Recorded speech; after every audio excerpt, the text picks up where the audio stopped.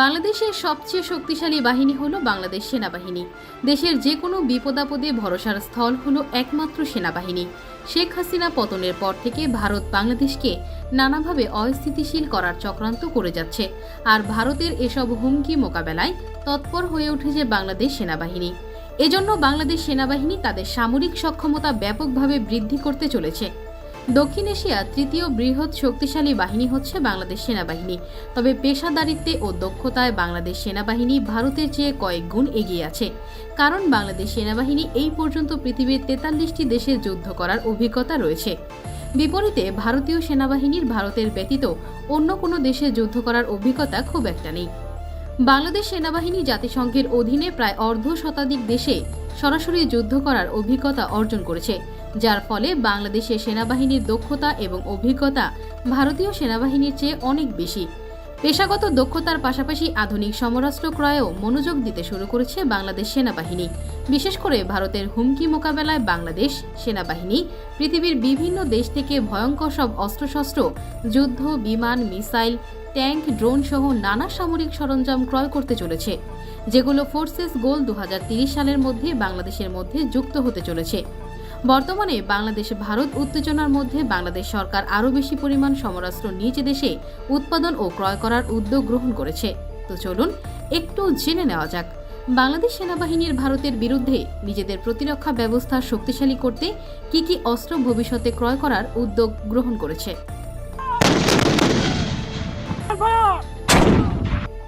বাংলাদেশ সেনাবাহিনীর অস্ত্র ক্রয়ের তালিকায় প্রথমে রয়েছে 155 mm আর্টিলারি।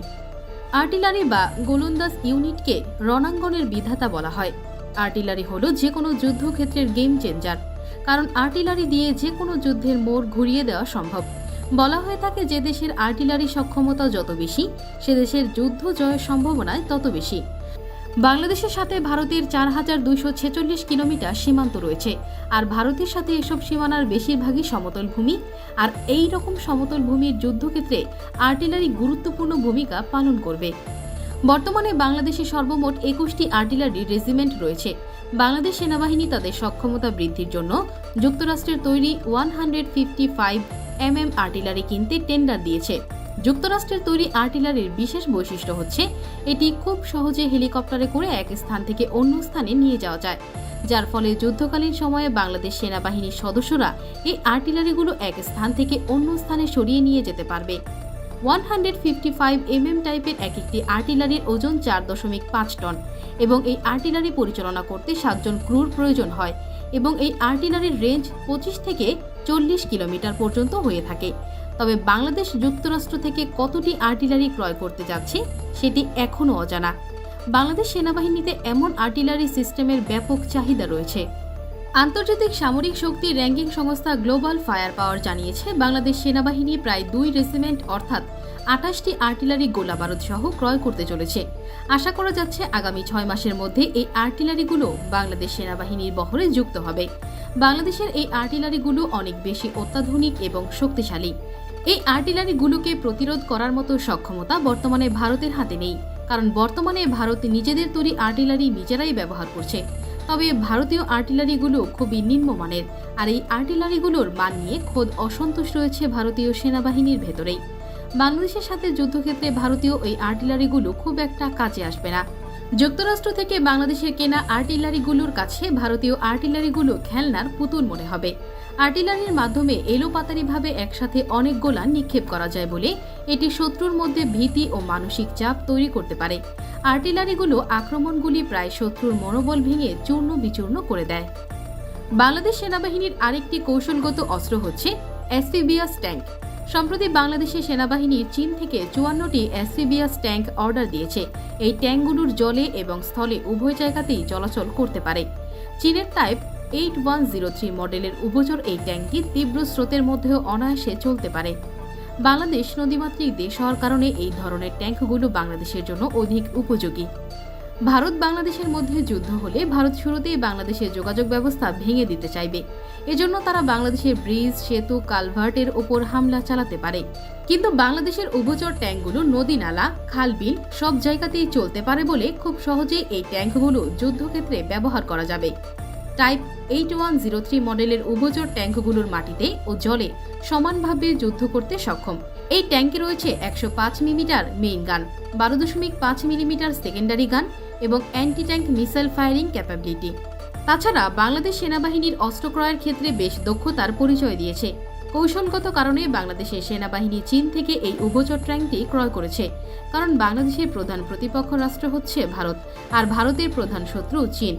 ভারত চাইলেই চীন থেকে টাইপ 8103 মডেলের উভচর ট্যাঙ্ক ক্রয় করতে পারবে না। আর যুদ্ধক্ষেত্রে যত ইউনিকনেস অস্ত্র দিয়ে শত্রুপক্ষকে ঘায়েল করা যায়, যুদ্ধক্ষেত্র ততই এগিয়ে থাকা যায়। ইতিমধ্যে চীনা পিপলস লিবারেশন আর্মি বাংলাদেশের সেনাবাহিনীর জন্য এসব ট্যাঙ্ক তৈরির কাজ শুরু করে দিয়েছে। স্থলপথের পাশাপাশি আকাশপথেও যুদ্ধের সক্ষমতা অর্জন করেছে বাংলাদেশ সেনাবাহিনী। অনেক আগে থেকে বাংলাদেশ সেনাবাহিনী তুরস্কের তৈরি কমব্যাট ইউএভি বা বাইরাক্তার TB2 ড্রোনের ক্রয়ের চুক্তি করেছে। আকাশপথে ভারতের বিরুদ্ধে যুদ্ধে বাইরাক্তার TB2 ড্রোন হবে একমাত্র কার্যকরী ড্রোন। তুরস্কের তৈরি এই অ্যাটাক ড্রোনগুলো কতটা ভয়ঙ্কর সেটি আপনারা রাশিয়া ইউক্রেন যুদ্ধেই দেখেছেন। ইউক্রেন যুদ্ধে মাত্র 12টি বাইরাক্তার TB2 ড্রোন দিয়ে প্রায় 3000 রাশিয়ান সামরিক যান ধ্বংস করে দিয়েছিল, যা সত্যি অবিশ্বাস্য। তুরস্কের তৈরি এই ড্রোন সারা বিশ্বে ব্যাপক সুনাম অর্জন করেছে, তাই বাংলাদেশ তুরস্কের থেকেও এই ড্রোন অর্ডার দিয়েছে। 2022 সালে বাংলাদেশ তুরস্কের কাছ থেকে পরীক্ষামূলকভাবে 3টি বাইরাক্তার TB2 ড্রোন ক্রয় করলেও বর্তমান পরিস্থিতিতে এই সংখ্যা আরও বাড়তে পারে বলে জানিয়েছে বাংলাদেশ সেনাবাহিনী। তুরস্কের তৈরি বাইরাক্তার TB2 ড্রোন কেনার সবচেয়ে বড় সুবিধা হলো দেশটি কখনোই ভারতের কাছে এই ড্রোন বিক্রি করবে না। ইতিপূর্বে ভারত সরকার তুরস্কের কাছে বাইরাক্তার TB2 ড্রোন বিক্রির অনুরোধ জানালেও তুরস্ক ভারতের অনুরোধ প্রত্যাখ্যান করেছে। তুরস্ক শুধু তার বন্ধুপ্রতিম দেশগুলোর কাছে এই ড্রোন বিক্রি করে থাকে। দক্ষিণ এশিয়ার দেশগুলোর মধ্যে তুরস্ক বাংলাদেশ ছাড়া শুধু পাকিস্তানের কাছে এই ড্রোন বিক্রি করেছে। বাংলাদেশের হাতে তুরস্কের তৈরি এইরকম 50টি বাইরাক্তার TB2 ড্রোন থাকলেই ভারতের কাঁপন ছুটে যাবে। তাছাড়া বাংলাদেশের সামরিক প্রশিক্ষণের মান অনেক উন্নত, যার ফলে প্রতি বছর উল্লেখযোগ্য সংখ্যক ভারতীয় সামরিক অফিসার বাংলাদেশ মিলিটারি একাডেমি থেকে প্রশিক্ষণ নিয়ে থাকে। এমনকি প্রতিবেশী মিয়ানমার থেকেও তাদের দেশের সামরিক অফিসাররা বাংলাদেশে এসে প্রশিক্ষণ গ্রহণ করে।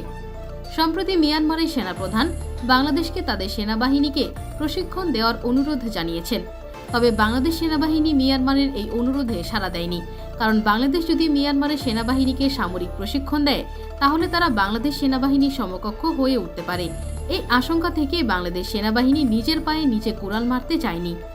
বাংলাদেশ সেনাবাহিনীর প্রশিক্ষণের মান এতটাই উন্নত যে এটি উন্নত বিশ্বের সেনাবাহিনীর থেকে কোনো অংশেই কম নয়।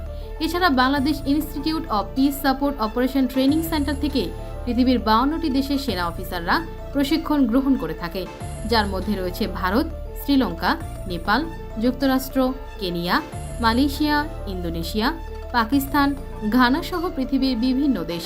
মূলত জাতিসংঘের অধীনে বিশ্বের যত দেশের সেনারা দায়িত্ব পালন করে তাদের প্রশিক্ষণ প্রদান করে বাংলাদেশ সেনাবাহিনী। পেশাগত দিক থেকে বাংলাদেশ সেনাবাহিনী ভারতীয় সেনাদের থেকে অনেক বেশি চৌকস এবং দক্ষ। তো বন্ধুরা, আপনার কি মনে হয় বাংলাদেশের দেশপ্রেমিক সেনাবাহিনী কি ভারতীয় আগ্রাসন রুখে দিতে পারবে? আপনার মূল্যবান মতামত জানান আমাদের কমেন্ট বক্সে। দেখা হবে পরবর্তী কোনো ভিডিওতে। সে পর্যন্ত ভালো থাকুন, সুস্থ থাকুন। আল্লাহ হাফেজ।